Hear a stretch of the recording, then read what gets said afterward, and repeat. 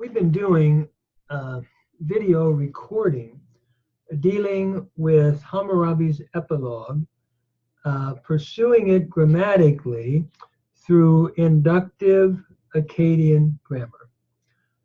I hope this has been a help to some. We have done 9 parts, and now we're on the 10th. And my desire is to help people get a greater appreciation of Akkadian, to be able to read it, to work in original text.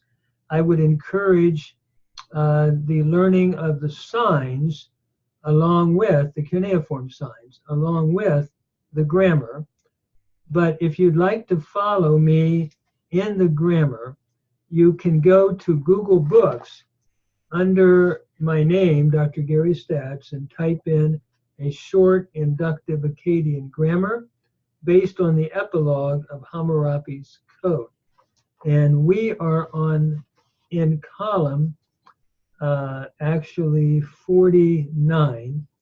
We just finished the 9th taping, where Hammurabi speaks of himself as Shar Mesharim, king of justice, whom Shamash granted to him laws. I am.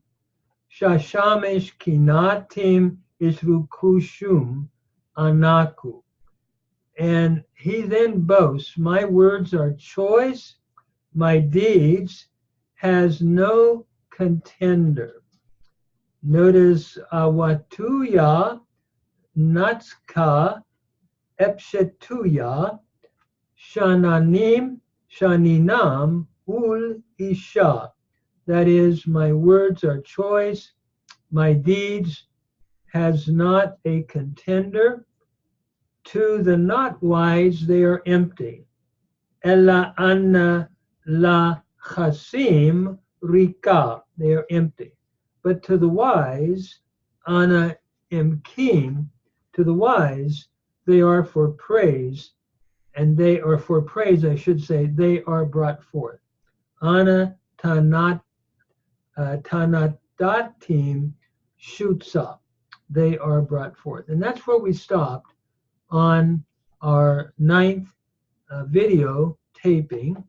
We now pick up beginning in line 2 with the following. Shuma awilam shuana awitiya sha inanari atsturu ikuma dini la ushasik awatiya la ushtepel. That is, notice, if that man, shuma awilam shu, if that man to my words, which is in my stela that I wrote, respected, and my law he did not cause to dismiss, and my words he did not destroy. And then he goes on, my statutes he did not change. Utsuratiya la unakir. That man, as myself, king of righteousness, awilam shukima yati shar misharim, shamish, meshamish, the sun god, chatashu lirik, mishishu, inamisharim lire. In other words, may Shamish, his scepter, may he make long, and his people in justice may he shepherd. Let's go back and look at each phrase from a grammatical, inductive grammatical perspective. And I hope by going through this repetitiously, the grammar will begin to become second nature. Notice it begins, shuma awilam shu, if that man. Notice shuma introduces a conditional clause. Awilum is the word for man, it's a nominative masculine singular, and shu is the demonstrative pronoun. So if that man, ana awatiya, to my words, which in my stela I wrote, respected. Notice ana is taking the genitive case in awatiya, my words, genitive plural. Notice the I, the long I, the oblique sign of the genitive or accusative plural, and ya is the pronominal suffix, first person singular. So to my words, sha ina nari, which in my stela. Notice sha is your relative pronoun, and ina is the preposition that takes here the genitive case. So in my stela, the genitive singular, notice naruya is the Sumerian with the capital N, capital A, dash, capital R, capital U, followed then by the pronominal suffix ya. And when it's brought forth into Akkadian, we have nari and then ashturu. Ashturu is from the verb shataru, to write. And notice, which in my style, in other words, if that man, to my words, which in my stela I wrote, from shataru, which means to write, that is the root. And notice we have a G subjunctive, preterite subjunctive from shataru, preceded by the relative pronoun sha. So it is subjunctive. So which in my stela I wrote, if a man respected. Here we have ikuma.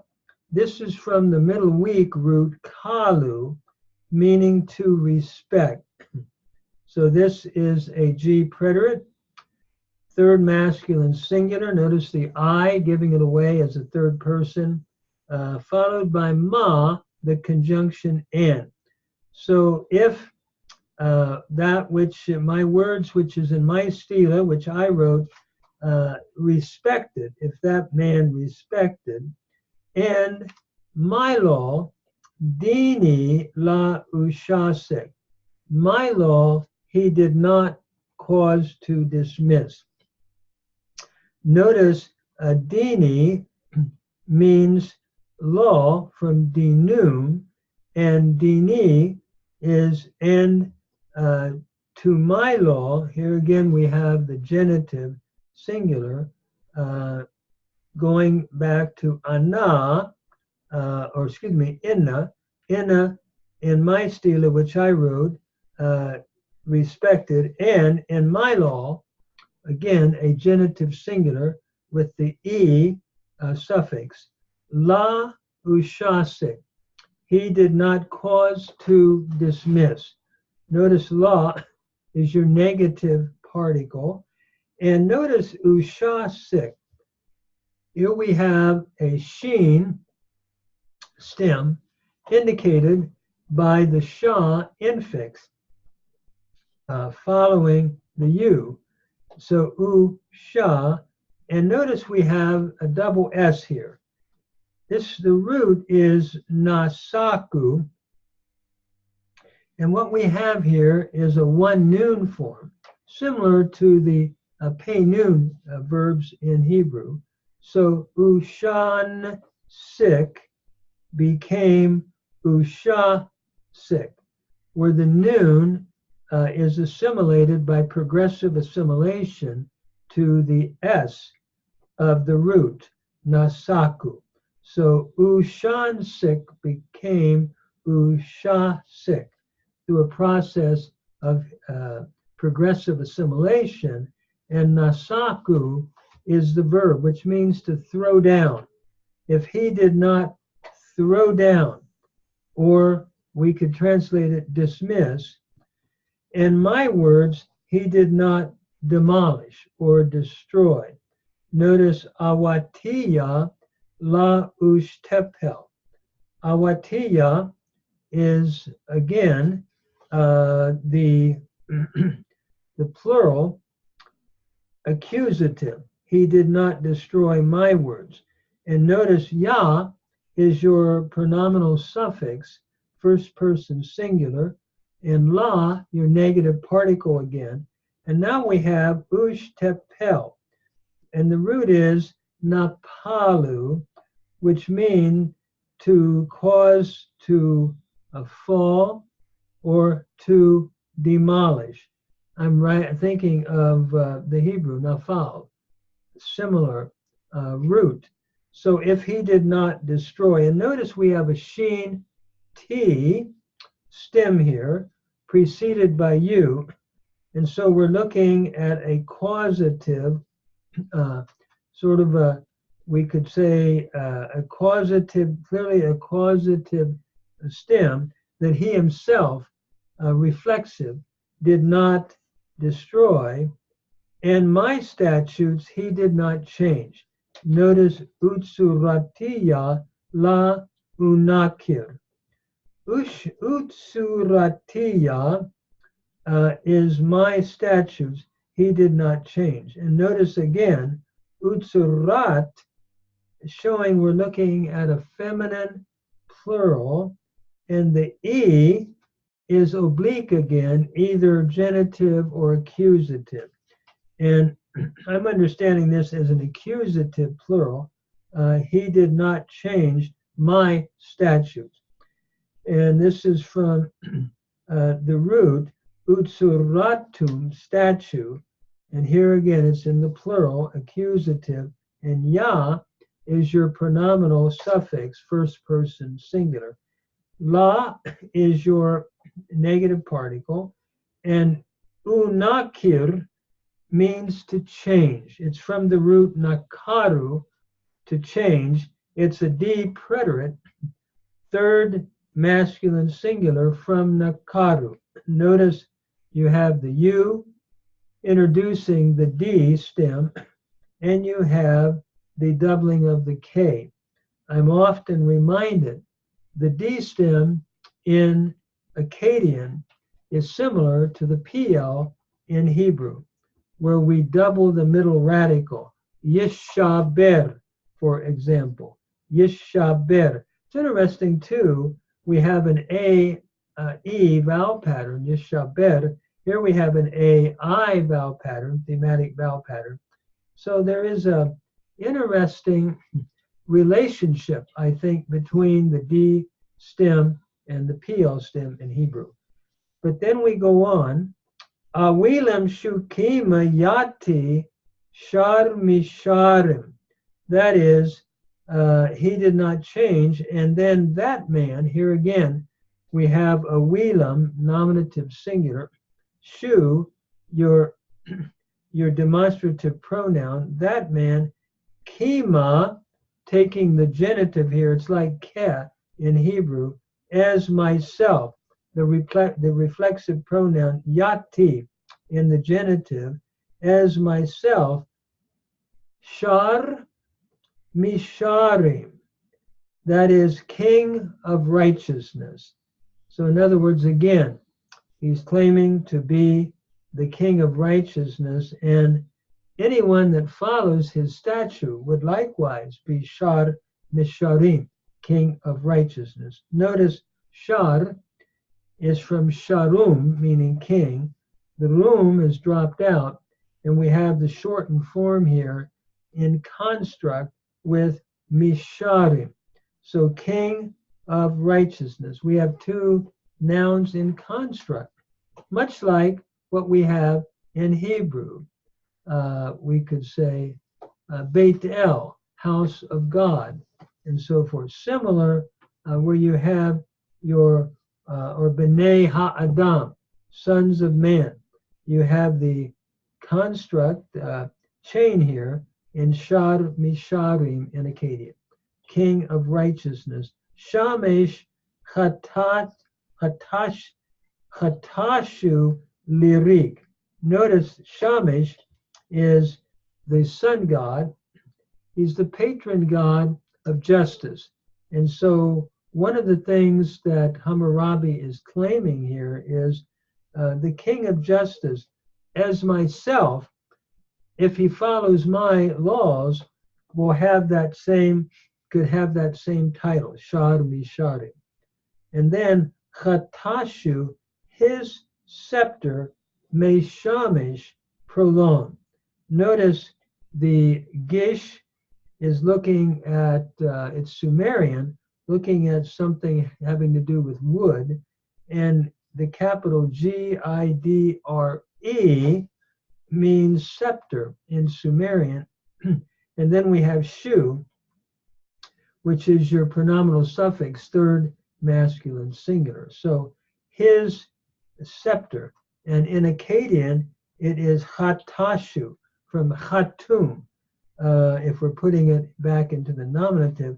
So king of righteousness, as myself, Shamish, his scepter may he cause to be long.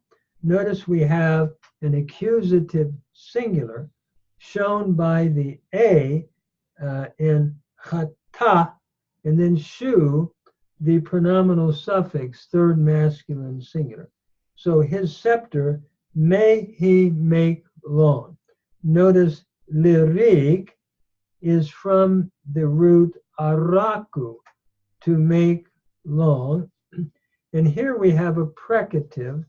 Notice the li introducing it, a G precative, which is like a command, a third masculine singular from araku. May he make long. In other words, may he have an extended reign. And then if he is willing to adhere to my laws in my stela. And so Hammurabi goes on, Nishishu ina misharim lire, that is, his people in justice may he shepherd, or may he shepherd his people in justice. Notice Nishishu is from Nishum, meaning people in Akkadian. And here we have the long I, and I would take it as accusative here, following may he shepherd his people, the object of this precative lire. And notice shu is your pronominal suffix, third masculine singular. So his people in, here we have in a masharim, we have justice again, which is really what Hammurabi keeps emphasizing of his justice in his laws. Ina is the preposition taking the genitive case, misharim, and notice the im ending is showing a genitive. So in justice, then may he shepherd. That is, may he shepherd his people in justice. Lire, again, introduces a precative. There we have that li again. And the root is re'um, with the umlaut accent over the u, re'um. And so may he shepherd, this is a G precative, a third masculine singular from the root re'um. So may he shepherd his people in justice. And at this point, he's going to go on now and talk about those that would not keep his laws, that would follow him. And he then is going to call on the gods to bring judgment upon them if they don't follow his, can I say, ordinances. Now it's interesting when we come to this last word here, may he shepherd his people in justice. I've often thought about the Hebrew word to shepherd, ra'ah. And my mind goes to Psalm 23, a passage I really love in Hebrew.